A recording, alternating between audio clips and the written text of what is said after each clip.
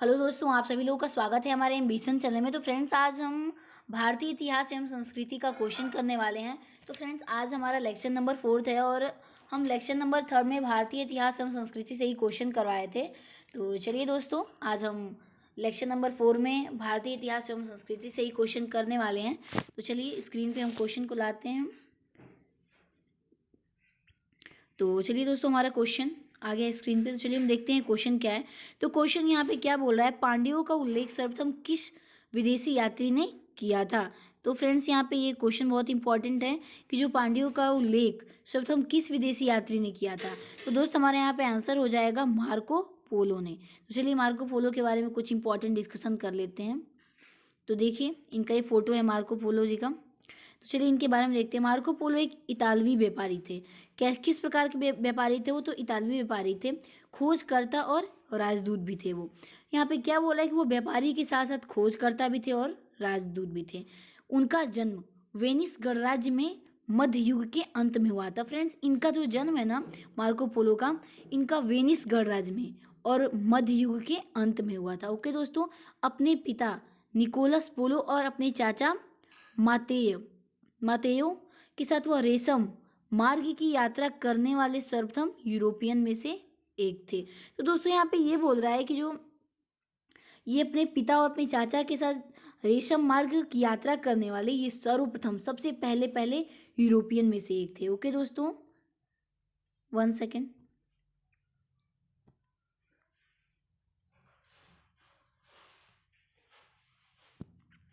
उसने अपनी यात्रा 1272 में लाई आसूस बंदरगाह से प्रारंभ की थी। दोस्तों, यहाँ पे एक इम्पॉर्टेंट ये है कि ये जो मार्को पोलो थे उन्होंने अपनी यात्रा 1272 में लाई आसूस बंदरगाह से सर्वप्रथम सबसे पहले पहले इन्होंने प्रारंभ किया था। ओके दोस्तों, मार्को पोलो 1992 से लेके 1993 वेनिस निवासी इतालवी यात्री था, जिस मध्यकालीन यात्रियों का राजकुमार की उपाधि दी जाती थी। उस समय जो मध्यकालीन के यात्री थे उन लोगों को राजकुमार की उपाधि दी जाती थी। ओके दोस्तों, इसका वृतांत the book of sir Marco Polo के नाम से, इनके पूरी यात्रा वृतांत के बारे में the book of sir Marco Polo's के नाम से है। ओके दोस्तों, चलिए हम आगे देखते हैं,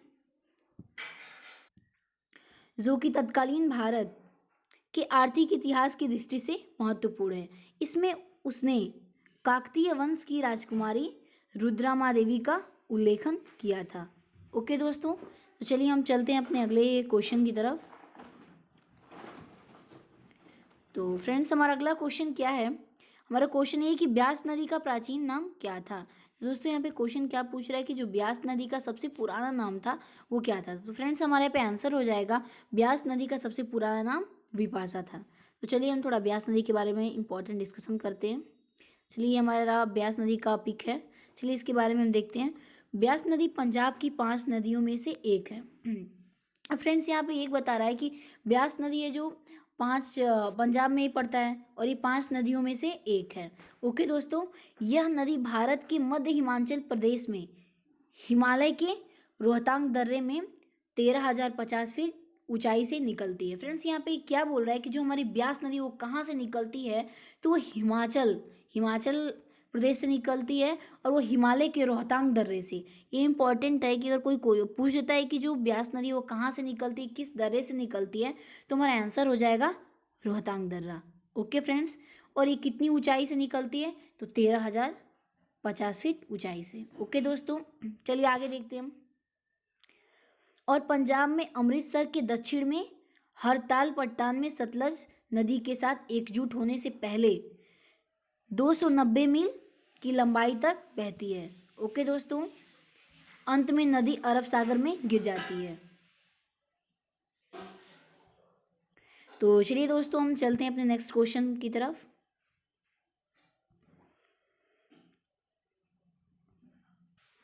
तो चलिए फ्रेंड्स, अपने नेक्स्ट क्वेश्चन की तरफ ध्यान देते हैं। क्वेश्चन क्या बोल रहा है कि 6ठी शताब्दी ईसा पूर्व में वत्स महाजनपद की राजधानी कहाँ थी। दोस्तों हमारे यहाँ पे क्वेश्चन बोला कि जो 6ठी शताब्दी ईसा पूर्व में वत्स महाजनपद की राजधानी कहाँ थी। तो फ्रेंड्स हमारे यहाँ पे आंसर हो जाएगा कौशाम्बी। ओके दोस्तों, तो चलिए इससे भी रिलेटेड कुछ इंपॉर्टेंट डिस्कशन करते हैं हम लोग। तो चलिए फ्रेंड्स, कौशाम्बी से हम कुछ इंपॉर्टेंट डिस्कशन करते हैं। तो कौशाम्बी का मतलब टूरिज्म प्लेस है, बहुत ही अच्छी जगह है यहाँ पे। चलिए इसके बारे में डिस्कशन करते हैं। कौशाम्बी भारतीय राज्य उत्तर प्रदेश का एक जिला है। तो दोस्तों यहाँ पे जो ये तो फ्रेंड्स ये कौशाम्बी है जो हमारे इंडिया का ये उत्तर प्रदेश का एक जिला है। तो चलिए इसके बारे में थोड़ा मैप में जानकारी ले लेते हैं। तो चलिए फ्रेंड्स हम देखते हैं, 1 सेकेंड में जूम कर लेते हैं इसको। ये रहा उत्तर प्रदेश, और उत्तर प्रदेश की राजधानी तो लखनऊ है। तो उत्तर प्रदेश का ये एक ज़िला है कौशाम्बी। ओके फ्रेंड्स, तो चलिए हम आगे चलते हैं। तो चलिए फ्रेंड्स आगे क्या है हम लोग थोड़ा पढ़ते हैं। 4 अप्रैल 1997 को इलाहाबाद से अलग होकर अलग ज़िला बना। ये कौशाम्बी ज़िला अलग कब बना इलाहाबाद से? तो 4 अप्रैल को 1997 को इलाहाबाद से अलग होकर एक अलग राज्य बना। मंझनपुर इसका मुख्यालय है। तो फ्रेंड्स इसका मुख्यालय कहाँ है? तो मंझनपुर इसका मुख्यालय है। बौद्ध भूमि के रूप में प्रसिद्ध कौशाम्बी उत्तर प्रदेश का एक जिला है। और ये फेमस किस लिए है? तो बौद्ध भूमि के रूप में एक प्रसिद्ध कौशाम्बी उत्तर प्रदेश राज्य का एक जिला है। ओके दोस्तों, तो फ्रेंड्स चलिए हम आगे चलते हैं। कौशाम्बी बुद्ध काल की परम प्रसिद्ध नगरी है जो वत्स देश की राजधानी थी। दोस्तों ये ज़्यादा फेमस किस लिए था? तो बुद्ध के समय, गौतम बुद्ध के समय ये कौशाम्बी उसी के समय से ये बहुत ही अपने आप में फेमस जगह थी, और अभी भी ये फेमस है। चलिए तो हम आगे चलते हैं। तो फ्रेंड्स चलिए हम आगे चलते हैं। मौर्य साम्राज्य से पहले की अवधि के दौरान कौशाम्बी वत्स के स्वतंत्र राज्य की राजधानी थी जो 14 महाजनपदों में से एक था। बता दें फ्रेंड्स कि मौर्य साम्राज्य से पहले की जो समय था उसके दौरान ही कौशाम्बी वत्स के स्वतंत्र राज्य की राजधानी थी जो 14 महाजनपद में से एक था वो। सॉरी फ्रेंड्स, कौशाम्बी गौतम बुद्ध के समय तक की एक बहुत ही समृद्ध शहर था जहां बहुत से धनी व्यापारियों का निवास था। यह उत्तर पश्चिम और दक्षिण की ओर से सामानों और यात्रियों की एक महत्वपूर्ण परियोजना थी। यह बुद्ध के जीवन के खातों में भी बहुत महत्वपूर्ण है। ओके दोस्तों, चलिए हम नेक्स्ट क्वेश्चन की तरफ चलते हैं। तो चलिए फ्रेंड्स,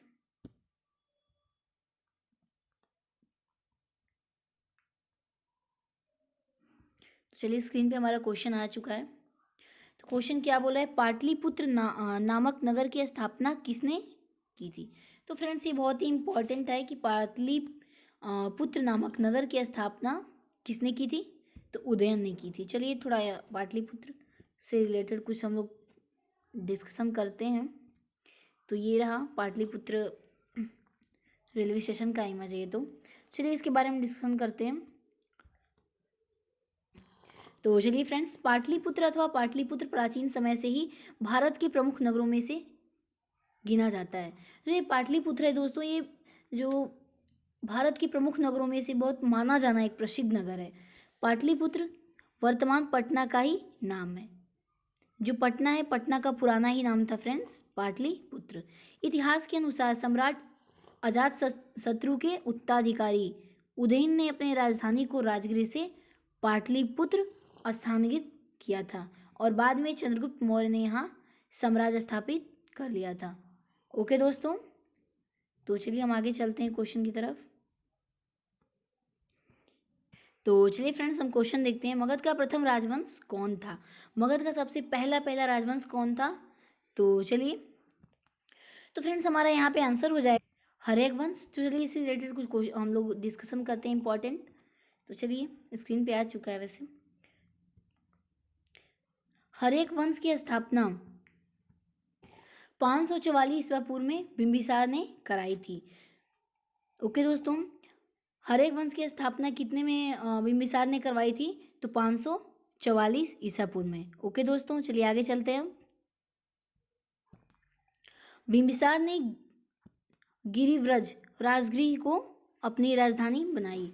इसने वैवाहिक संबंधों कौशल नरेश प्रसेनजित की बहनें महाकोशला वैशाली की चेटक की पुत्री चेलना एवं पंजाब की राजकुमारी क्षेमा से शादी की नीति अपनाकर अपने साम्राज्यों का विस्तार किया।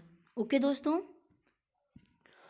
मगध महाजनपद की सीमा उत्तर में गंगा से दक्षिण में विंध्य पर्वत तक, पूर्व में चंपा से पश्चिम की सोन तक विस्तृत है। ओके दोस्तों, तो चलिए फ्रेंड्स, हम मिलते हैं अगले वीडियो में। तब तक के लिए जय हिंद, जय भारत।